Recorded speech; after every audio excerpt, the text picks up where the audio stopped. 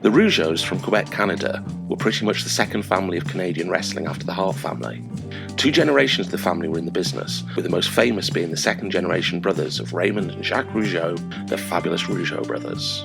The Rougeaus came to WWE in 1986 as a high-flying, clean-cut tag team, but failed to connect with the fans. At a time when you had the Rockers and the Hart Foundation to love, they didn't quite cut it, so it decided they needed to be heels. I'm Graeme Hunter, and welcome to Wrestle Everything's Angle Grinder, where we cut open and dissect wrestling angles from the past. This episode is episode 1, Tiny Flags and Barry Manilow. In classic Hulk Hogan era WWF, the easiest way to be heel was, well, to not be American. So Russian, Arab, Asian, all route 1 to heeldom. Strangely though, also Canada. Simply the act of admitting you were from Canada could result in massive fan disapproval. Well, except in Canada, of course. And for double points, be from Quebec and speak French. For me, the genius of their heel turn, though, was to be Canadian but sarcastically embrace America.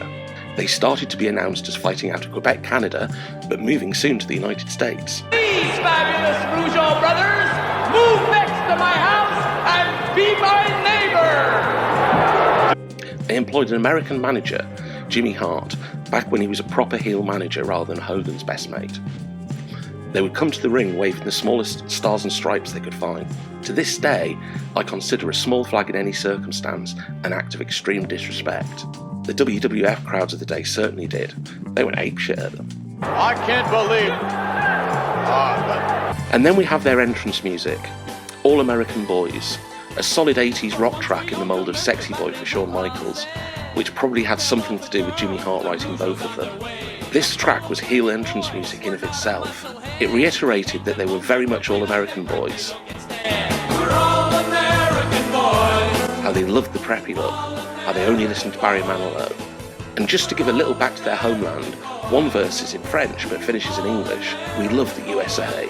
Translated, however, the verse reads, "We can't stand them, they're the worst in the world, we like to anger them when we say, we love the USA." Now that's some pretty Premier League trolling for the late 1980s. Sadly, Raymond was to suffer a serious back injury just as they were really getting going as heels, and he retired. Well, in the wrestling business form of retirement, that meant he came back a few times, including only a few years back. They could claim one solitary run for one night as tag team champions in a ghost victory over the Hart Foundation. You can still see him today on every WWE pay-per-view, as he is one of the French announcers. Jaques carried on his love for heeldom and trolling by becoming the Mountie, winning the Intercontinental title on his own, and 3 tag team titles as part of the Quebecers. He's just retired from promoting and running a wrestling school last year. See Raymond for how long this might last. In summary, I love this angle. So many subtle touches. And go and watch a match or two and listen to that proper 1980s nuclear heat. 1, 2, and lights out of 3. Essentially just for being Canadian. I'm Graeme Hunter for Wrestle Everything. This has been the Angle Grinder. Don't forget to like and subscribe, and I'm saying goodbye whilst waving a tiny flag.